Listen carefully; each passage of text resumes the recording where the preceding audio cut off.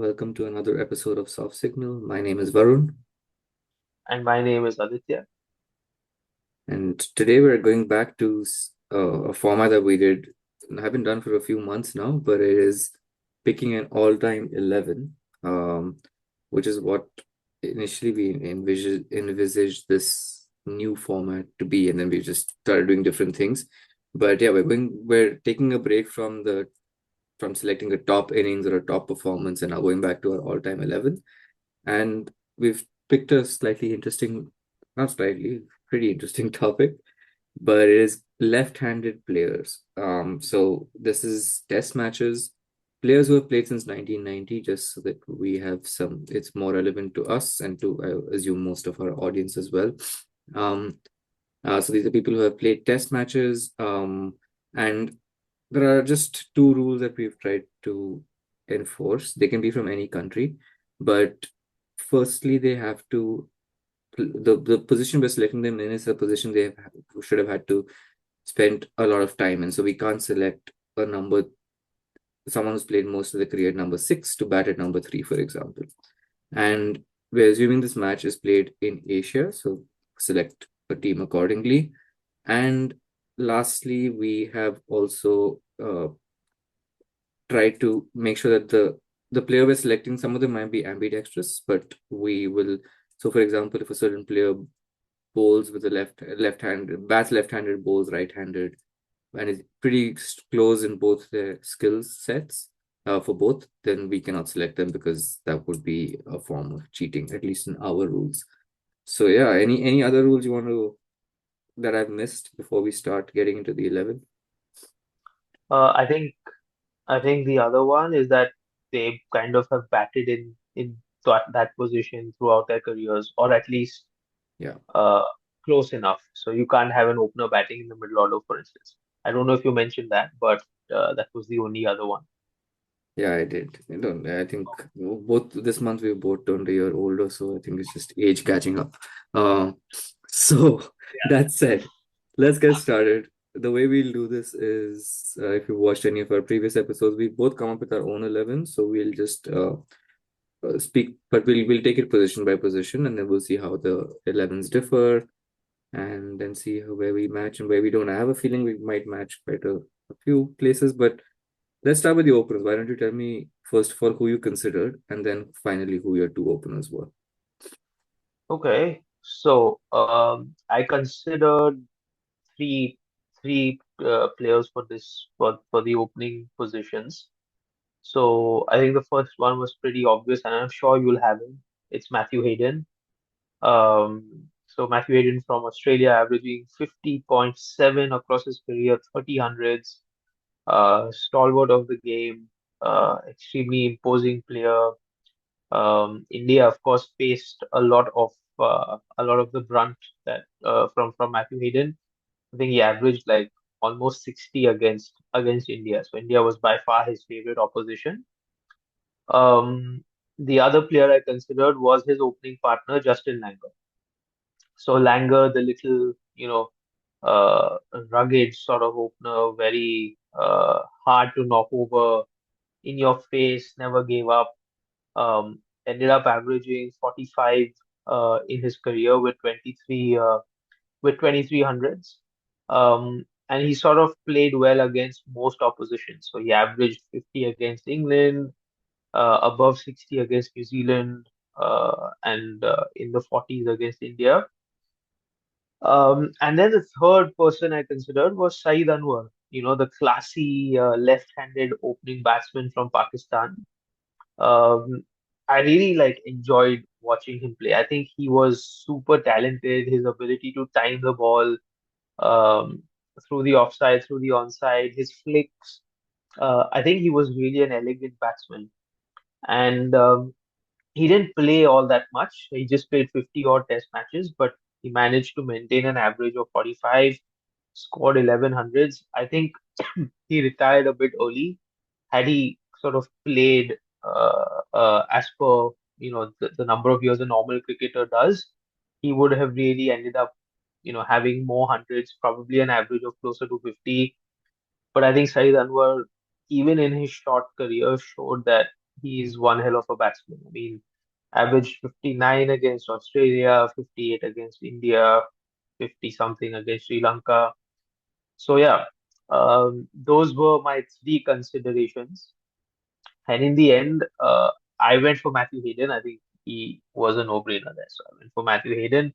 The toss-up really was between Justin Langer and Saeed Anwar. I think all logic pointed towards Justin Langer, but I just decided that no, first I'm gonna go with Saeed Anwar just because I really thought he was a classy batsman, and I really enjoyed watching him bat. Even though all of his all of his memorable knocks were mainly against India. Um, but yeah, I just thought Saeed Anwar was a classy batsman. Uh, and I picked him over Justin Langer just because of the watchability, so to speak. So yeah, so my two openers are Matthew Hayden and Saeed Anwar. Okay, interesting start. I'll tell you off the bat that one of them is not in my 11. Uh, but actually, so taking a step back, when I looked at the stats for openers, for left-handers, there were actually so many strong openers. Actually, it was really tough to pick for that position. So Matthew Hayden is in my 11 as well, because I think, yeah, like all of the things you said, his record speaks for itself. So he's there. But then a couple of names you didn't mention, but I'm just looking at some stats. So Saeed for sure was like extremely elegant player, like super strong against India. I think he said against Australia as well. So I just feel like for me, he was more of a better batsman in ODIs. So it's not to say he was a bad test batsman, but he was a better batsman in ODIs than tests. Um, and then we also have Alistair Cook. So I know personally you might have, I know you have some reservations against him, but also he was also he was a great batsman. I think most number of runs for England, but or at least until until Root, but yeah, a bit boring. And he did taper off quite a bit towards the end of his career. So I think the last 3 4 years were not so strong. So those were a couple of the others. I also considered Langer. I also gave some attention to David Warner. I think he deserves a mention as well. Um, because he's one that people can easily forget. And then one more mention to someone who I feel could have been a great of the game if he had not had his mental health issues is Marcus Trescothick, but he didn't play enough, so he's not considered. So ultimately, the person I have gone for, who I've not mentioned yet, and because I also need a captain for the team, and I think he was actually the best test captain of this century, in my opinion, is Graham Smith of South Africa because he has 9,000 test runs, average of almost 50. Took over the South African team in a transitionary period where he was just 22 years old. And yeah, I think he would complement Hayden at the top of the order. And like I said, I need a captain as well. So I think at least when I made the 11, um, I would even have him in just for his captaincy skills, but then his batsmanship is also equally strong. So yeah, my two openers are Matthew Hayden and Graham Smith. Yeah, it's a good shout actually. So I did actually consider Graham Smith, and I think that was just an oversight from my part. I had, sorry, I had the likes of David Warner and Alistair Cook as, people in my shortlist, but I didn't really consider them. But yeah, Graham Smith, I didn't consider at all, and I think I just forgot about him. You But want to yeah, put him in I, now? no, I think I would still go for Saeed Anwar. I just think Saeed Anwar was such an elegant batsman, so free flowing, and he could also play against the new ball. It's not like he had any major technical deficiencies or anything. Yeah. No, but I'll still go with Hayden and Saeed Anwar. Okay, fair enough. Yeah. I think yeah, Saeed Anwar was also like a wonderful player, but yeah, just like I also wanted to like I've said it a couple of times, but yeah, just for the captaincy as well. So I think I'm gonna stick with Graham Smith for me. So my openers are Hayden and Smith, yours are Hayden and Anwar. Let's go to 3 and 4. And I think this was fairly simple for me to pick, like looking at all the records. And I think I've taken the easier one, and maybe I have a feeling we might match. But at 3, I have Kumar Sangakkara. before while he was keeping, I think he might have batted a bit lower, but after he stopped keeping, he definitely batted a three for most of his career. 12,000 runs, average of almost 60, 38 hundreds. Really not much else to say. Like, he and Mahela really carried Sri Lankan batting after Arvinda and Jayasuriya faded away. So for that 7, 8 year period, like they both were like at the top. They had a 600 something run partnership as well. So yeah, I think uh without like there's no real doubt in my mind that it would be Sangakkara at three. And then number four, obviously, is Brian Lara.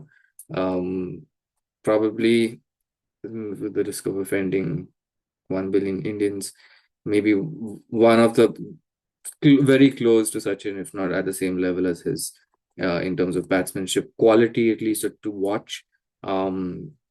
11,000 runs, average in the mid 50s, a high score of 400 and 33 hundreds. And then just beyond the stats, also just one of the best players to just watch, right? And it's super memorable innings, especially against Australia.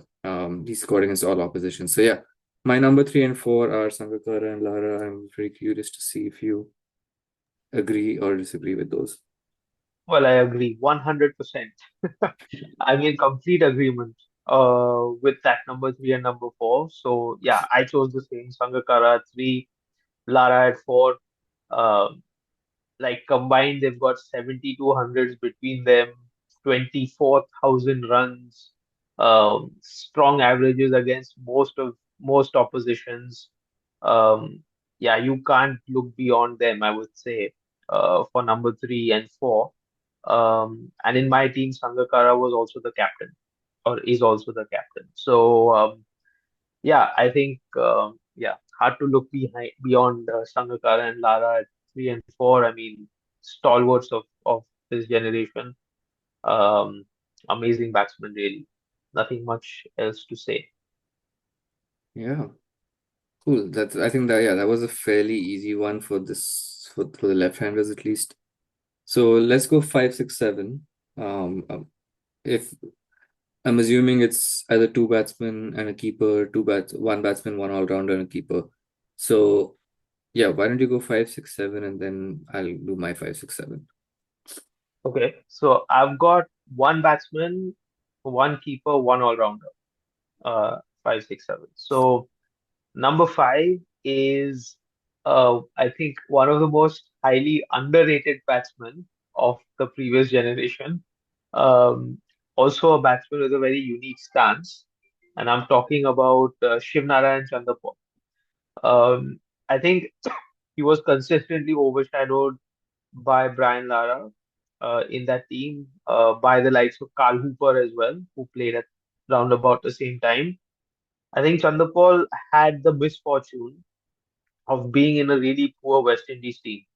Even more so than Lara. Like Lara was not in a great West Indies team, but still, he was his early career, anyways, was during a period in which West Indies was still, not completely down and out. Whereas majority of Chanderpaul's career was when the West Indies was completely down and out. Like, they didn't really have anyone else to rely on. He still managed to score 30 hundreds, 11,867 runs at an average of 51. He batted well at home, he batted well away. He scored runs against all the major oppositions of his era. So averaged nearly 50 against England, 50 against Australia, 60 plus against India, 46 against South Africa. So Chanderpaul basically scored runs against every opposition. Um, but I think he was just unfortunate in terms of being in the wrong place at the wrong time. If he was playing in any other team, he would have won a lot more than he actually did. But I think he still warrants a place at number five in this 11. So yeah, so I went with Chanderpaul at number five. At number six is my wicket keeper, and that is Adam Gilchrist. I think very hard to look beyond Adam Gilchrist as a wicket keeper. His record speaks for itself. He averaged 47, batting mainly at number 6 and 7. He obviously scored really fast, which was very useful to have at that position. 5,500 runs, 1700s. I think Adam Gilchrist changed the way wicket keepers approached batting. So he has to be in the 11, and he slots in at number 6. Number 7 is my all-rounder, and I sort of debated a lot because I had a few options here. Um, I looked at Irfan Pathan, but then I realized he's not actually played enough or done much. Like he's just taken 100 test wickets. And that's surprising. I just thought he had taken more, but actually he's taken just 100 test wickets. He's not played enough. He's not played against all opposition. I realized he's not played a test match against New Zealand. So I didn't consider him in the end. I looked at Daniel Vettori's figures. But Daniel Vettori just hasn't cut it with the ball, right? Like he's got an average of 35 almost. Uh, uh, and that's his primary skill. So I think I wanted an all-rounder who sort of was more of a batting all-rounder. And so I I'm looked just saying at, I'm grateful that Mushfiqur Rahim is not right-handed, left-handed. yes, exactly. But I picked Mushfiqur Rahim's teammate. Okay, so I have looked I have looked at Bangladesh yet again, and I have picked Shakib Al Hasan as my all-rounder in this team. Now, the stats, his stats are quite good. Think of it, an average of 38 with 500s, a batting average that is of 38 with 500s, a bowling average of 31 with 246 wickets, and he's actually performed pretty well against most of the major opposition. So, for instance, against England, he's got a bowling average of 29. He's got pretty middling batting average, I would say, but against certain opposition like Pakistan, for instance, he averages 55 with the bat. Um, and then averages 23 with the ball against Australia. I think Shakib Al Hasan's role in my team is to be more of a batting all rounder and then chip in with overs, given that this test match is going to be played in Asia. So I think he slots in at number 7 as my all-rounder, and he kind of could float across the batting order. Sometimes come in at number 6 if required, and Gilchrist can come in at 7. But yeah, essentially that's my all-rounder, Shakib Al Hasan from Bangladesh, slots in at number 7. So yeah, so Chanderpaul at 5, Gilchrist at 6, Shakib Al Hasan at 7. By the way, I consider Andy Flower as well, as a number 5, as my number 5. But I just think he's not played enough Test matches um, to sort of uh, slot into that team ahead of Chanderpaul. Okay. But yeah, that's my 5, 6, and 7. Okay. Well, that's interesting because so I have some different picks. I have one of them is the same. I think you kind of guess who it is. But Yeah. so my keeper is Gilchrist. So my keeper Mhm. is Gilchrist, and I have batting him at number 7. So I have a batsman at 5. I have a all-rounder at 6, and who can switch with Gilchrist if there's a similar to Shakib. But uh, so my number 5 is I did consider Chanderpaul because I think he is like, underrated. I don't know why. I just didn't want to select boring players in this team, so I didn't select Chanderpaul. I didn't select Cook initially. So I have not selected Chanderpaul, but I do agree that he was incredibly underrated. And then yeah, I just batted in a terrible team, so that takes the shine off some of his achievements. I also looked at stats and I saw Graham Thorpe as well, someone who's often overlooked, like really strong player for England, also batted in a really crap England team. So that might have, but yeah, he was extremely dependable. I think he scored Mhm. 15 centuries, which is for an England batsman at that time was quite strong. He was the best batsman for England in the 90s by far, but yeah, not at the same league. ultimately I have selected a batsman who, and I considered Flower as well. But ultimately, my number five batsman is someone who didn't play as many tests, debuted pretty late, but I feel like after the major, like the exodus of the 2006-7 Ashes for Australia, and part of the team to rebuild it in a way along with Clark was Michael Hussey. So I actually selected Michael Hussey as number five. Like I said, he did debut late, so he ended up playing only 60 test matches and 4,500 runs, but still had 13 centuries at 50, at average over 50. I just feel like for the team, you have Sangakkara, you have Lara, and then you have someone like Chanderpaul coming in between Gilchrist and whoever my number six is. You don't. I just felt the balance of the side lent itself better to Hussey, and I can still remember more Hussey innings than Chanderpaul innings. So it was a toss up. When I wrote the team first, I actually did have Chanderpaul, but then when I looked at it again, I decided to go for Hussey because I feel like if he had played more, he would have had better stats. And in the limit, 60 tests is still a sizable number of tests. So my number five is Hussey. Number seven, like I said, is Gilchrist. Now, number six, I did consider Shakib. I also considered Stokes, but we chatted offline that Stokes, since he bowled right-handed, didn't couldn't really fit in. Though I would have, if it was outside Asia, like maybe he wouldn't have had, he would have still bowled. So yeah, Stokes wouldn't have worked. So I considered Shakib, I considered Stokes. Ultimately, I've gone for an Indian and the only Indian in this team, which is Ravindra Jadeja. Uh, Mhm. because yeah, like I think bowling average of in low 20s, batting average of I feel like it's above 30 or close to 30. He's got about 3 to 4 test hundreds as well, number of 50s, and on top of all that, a great fielder.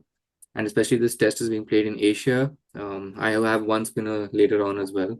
So I think he and that spinner would be bowling in tandem, and then you have three fast bowlers on top of that. So like you would provide a really strong balance to the team. Six might be a bit high, but I feel like he's batted at six quite often for India recently. He's even batted at five, to be honest. But he can switch around with Gilchrist. So Gilchrist can go to six and he can bat at seven. So yeah, my five, six, seven are Hussey, Jadeja, and Gilchrist. Yeah, good call with Jadeja. I just think that although Jadeja has improved as a batsman, I think his bowling has sort of nosedived quite sharply, over the years. So there was a period when he was absolutely lethal with the ball, but that period coincided with India producing these absolute rank turners at home. Uh, and I felt that um, recently, as the pitches have sort of become a bit better, his impact has reduced quite a bit. Um, so I just thought that Shakib would be a better holding sort of bowler, um, with the ability to pick up wickets as well, and I think just bowl a lot of overs. But yeah, Jadeja is a good call. Yeah, Hussey is interesting, but yeah, I just think that Chandler Paul, just with the number of test matches, the number of runs, you're right. He just gets overshadowed, right, because of the team he played in. But yeah, uh, but yeah, I mean, it's just Hussey is a strong number five as well, so can't uh, can't really say who's better. But yeah, I've just gone for Chandler Paul because I genuinely feel bad for the man at times. Yeah, oh, that's fair. Actually, the match was being played on a real rank turner. I would have selected Shakib and Jadeja and taken out Hussey. But we'll just assume it's normal conditions. Okay, so now we're on to the bowlers. So I won't ask you your picks, but do you have three fast bowlers and a spinner, or is there a different combination? Yeah, that's the combination. Okay, so Three fast bowlers in the spinner. Yeah. should I tell you my spinner first and you say your spinner, or should I tell you my three fast bowlers and you tell your three fast? Well, let's go with the spinner first. Okay, So you go so ahead with the spinner. sure. So my spinner, and just give me 1 second. I'm just pulling it up. I was ready to talk about the fast bowlers, but I just pull up the spinner in a second. So there were a couple of options. To be honest, the left-handed spinners, especially after you've considered Jadeja, Shakib, there aren't that many left. But yeah, there was Vettori. I think you've already mentioned Vettori before. But yeah, like great player for New Zealand, but just overall, I was surprised to see that his average is actually 34. So that's a really high test average. Also considered Keshav Maharaj because he's recently really come up and he's carrying the South African spin attack, and South Africa haven't necessarily had good spinners at all in the past. But so yeah, they had this. He's their one good spinner after since they've come back. But his average is also close to 30. But so then my ultimately I've chosen, and this is a lot of like almost like who was left, but I did want a spinner, so I've chosen Rangana Herath as my spinner because he also has an average of 28, but he has more than 400 wickets. I also feel like he was sidelined a lot by Moodley, right, initially. So he only really played in the last 5, 6 years when he was older. Maybe if he had played more when he was younger, he would have made more of an impact. But yeah, tireless player. And also I love that he gives hope to people who are not necessarily like he doesn't look like an athlete. He looks like an uncle taking like going for a walk in the morning and sitting on a park bench, but he's somehow an elite international cricketer as well. So yeah, I've chosen Rangana here as my spinner. Yeah, I've gone with the same. But I think Rangana Hera did an amazing job of taking 433 wickets, and most of them towards the back end of his career, right? Because when he was younger, he was obviously not getting a chance in the Sri Lankan 11 because of Murli. But after Murli retired, Rangana Herath was basically leading the spin attack. And in a short period of time, he managed to pick up 433 wickets, which is actually quite incredible. I mean, he didn't get to play in terms of as long as Vettori did, but Vettori obviously, okay, you could argue that he played most of his matches in New Zealand where they didn't really need a spinner and so on. But Rangana Herath, even though he played a lot of his matches in Sri Lanka, he really like picking up 433 wickets is no mean feat. I mean, there have been other bowlers who haven't who are amazing bowlers skill wise, but they haven't got to those many number of wickets. So I think Rangana Herath actually deserves his place in this team. I mean, there is it for me. It's actually a no-brainer. He has to be in this team. Um, so I didn't even look elsewhere. I mean, I didn't even consider Keshav Maharaj or Paul Harris or Paul Adams and all of these guys who came out of South Africa. You know what was interesting is, and it's funny because we talk about Bangladeshi players, but Bangladesh actually produces a lot of left-arm finger spinners. And I actually looked up the likes of Taijul Islam, for instance, who's recently sort of just been taking a lot of wickets for Bangladesh quite frequently.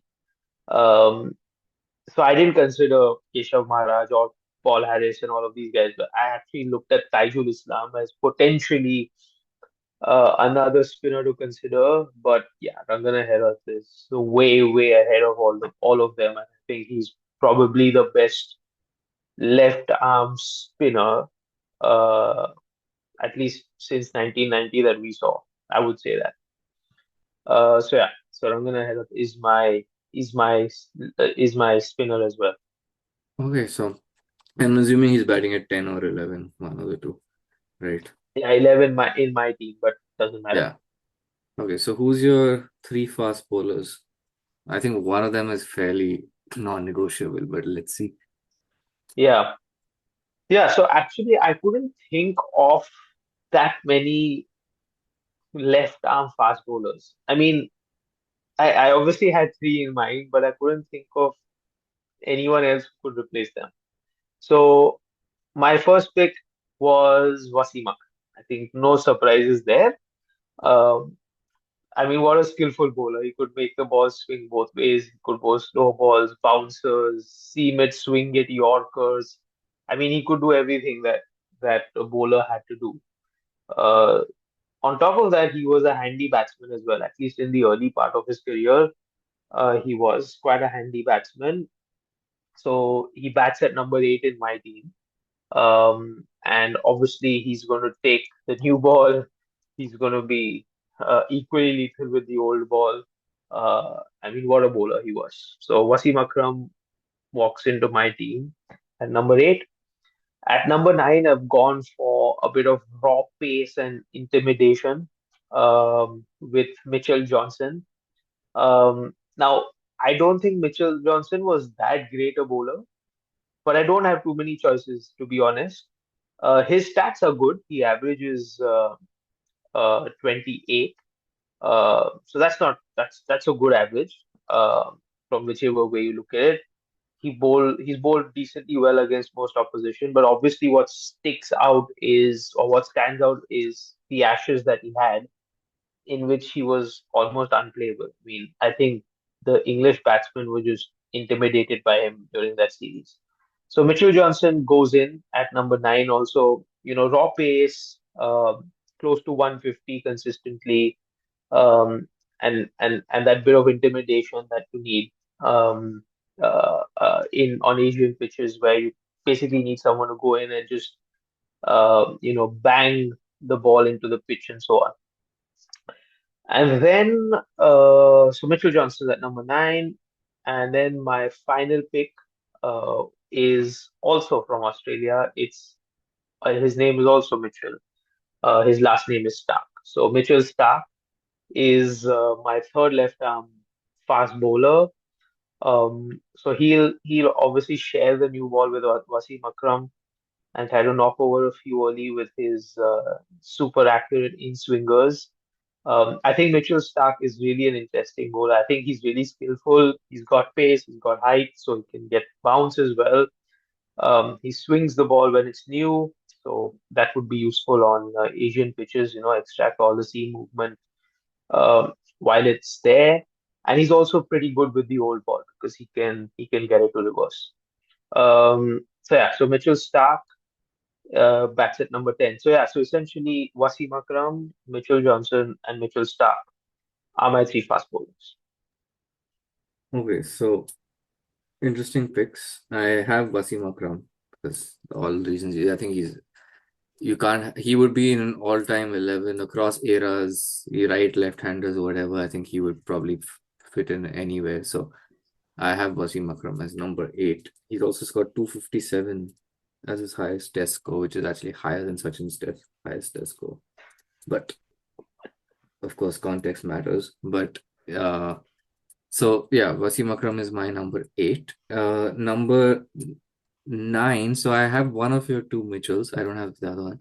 And I've actually picked up my 9 instead of 10. So my number 9 is Mitchell Stark because yeah, I think he's overlooked, especially since Cummins has come in. Like Cummins is a better bowler, but Stark is very much in the mix. Like he's been around for longer. He's been more consistent. He's played close to 100 tests, close to 400 wickets, average of 27, and pretty decent with the bat as well when he wants to. So, yeah, I've got Stark at 9, and then he and uh, Wasim would probably share the new ball. Now, the other fast bowler, there were a couple of options. Again, I think in general, the left-handers other than Wasim was not a great selection. So if we made a right-handed 11, they would blow them out of the water with the bowling. But there was Chaminda Vas who bowled a lot on Sri Lankan pitches. But there was nothing for fast bowlers. He wasn't the fastest, but still managed to get more than 350 wickets at average of almost 30. And then there was also Neil Wagner, who was, I think, again, didn't play as much, 60 test matches, but 250 wickets at average of 27 and a workhorse, right? He would just keep going um, um, on and on. I feel like if he hadn't stupidly done the spot fixing, Mohammad Amir would have been in with a shout as well. Because at the start of his career, he was phenomenal. And then there's, of course, Zahir Khan. So we have to just some Indian representation. But Yeah, Zahir Khan as well. Like ultimately ended up with an average of over 30, but in the second half of his career, he was extremely skillful. But all that said, I've gone for a New Zealand bowler who's not Neil Wagner, but I've gone for Trent Bolt because he didn't stand out when I thought initially, but then I did look at stats because no one was standing out.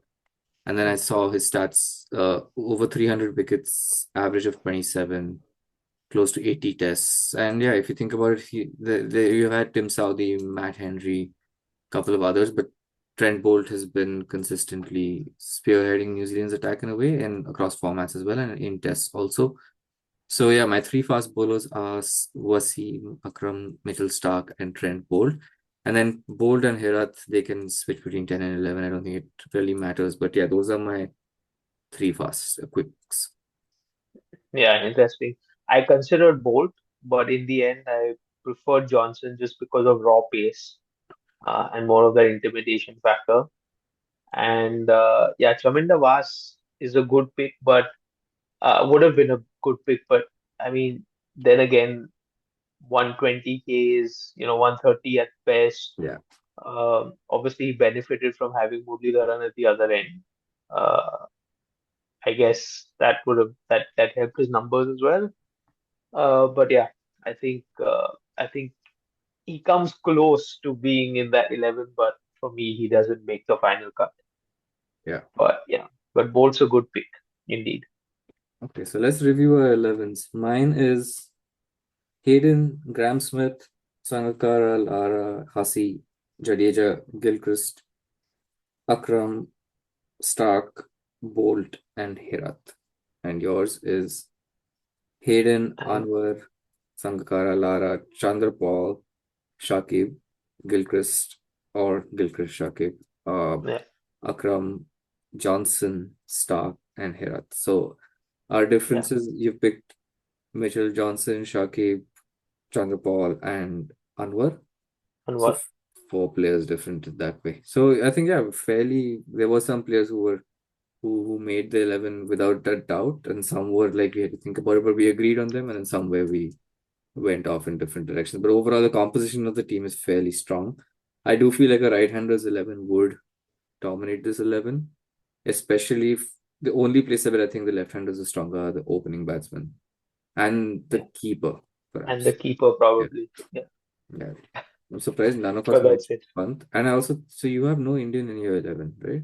Yeah, exactly. So after I made my 11, I was like, yeah, that stands out. I don't have an Indian in my 11.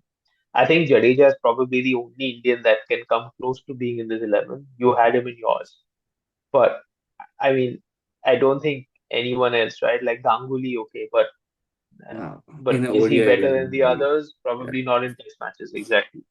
Zahir Khan as well. Again, like just towards the latter half of his career is when he was really good. But if you look at him throughout his career, not that great. Um, yeah, interesting you spoke about Pant, but I guess he needs to play a Okay. few more Test matches Yeah. to knock Gilchrist off that post. But yeah, still Yeah. some time to go for punts. Yeah. Maybe once he finishes his career, he might come in as a batsman instead of with Yeah, Gilchrist as a keeper. But yeah, we'll see. We'll do this in yeah, 10 years again and yeah, what happens. But yeah, this was fun. Hope you everyone enjoyed watching it as well. We've been, like I said, we've done this 11 thing after quite a while, but try to bring about a more unique uh, thing. It's hard to come up with different types of filters, but we'll come up with something else next time as well. Maybe a right-handers 11, or we'll see. But thank you so much for listening, and we'll see you next time. yes. See you next time.